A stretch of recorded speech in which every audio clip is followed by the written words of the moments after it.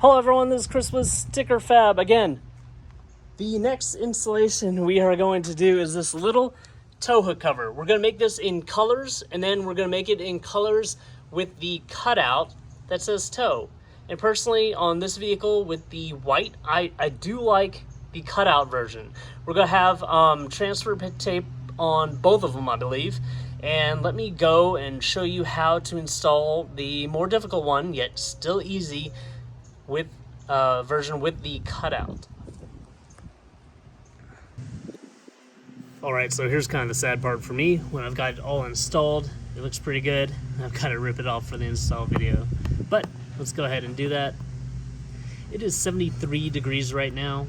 Between 70 and 80 degrees is a great temperature for installing vinyl. Not too hot, not too cold. If it was really hot, I'd have this out of the shade, because the vinyl would heat up and become like really stretchy really quickly. I usually only apply heat on purpose. I don't want the sun to change the conditions of the installation. Let's see here. You do want to clean this area. I have a microfiber cloth. If I was cleaning it with some detailer, it'd be detailer without wax, because I don't want it to leave a waxy coating in between the vinyl and the paint. We want it to adhere as well as it can. So here's the one without the cutout. Trying to get that vinyl off my hands. Here we go. And you get two of those. They'll have transfer paper on them. And then what we're going to install is this, the one with the actual cutouts, and you'll get two of those if you choose that one. It seemed like the transfer paper was the best way to go for this. You want to get that area nice, clean, and dry, and then kind of get on the level of it, or you can actually pull it out. You'd have to it's easier to pull this out first and then pull that one out, but I'm going to do it on the vehicle without removing anything. When you peel this off, you want to push down, make sure the center of that O comes with your transfer paper. Ooh, it's a little breezy. Okay. Don't let the wind catch it and prevent you from installing it, because it sticks back on itself. With the transfer paper, you can hold the corners, line it up, make sure you're getting the coverage you want. You're kind of just focusing on the top, that curve. And then you can just push it down, push firmly.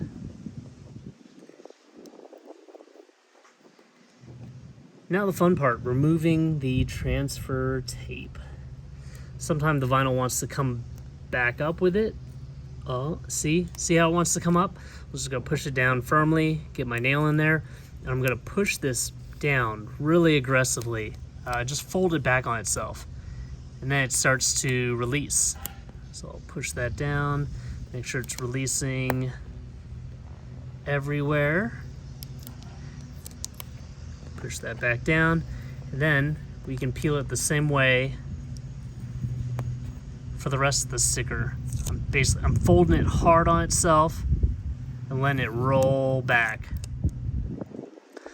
I like the clear grid paper because you can see exactly where the vinyl is going down, so you can get that proper alignment. So basically you could do the same thing if you had the one without the cutout. However,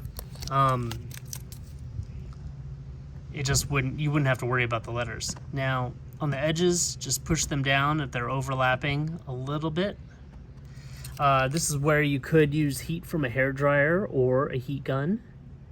Heat those edges up, stick them around the corners, and this helps prevent like high pressure washes from getting up and just ripping your sticker off. You want to make sure that it's down really well on the bottom too. So I'm running my nail right in that crease, pushing the vinyl down. I did align it a little bit to the left, so there's more overhanging on the left, but I'm just going to push it down in that crevice.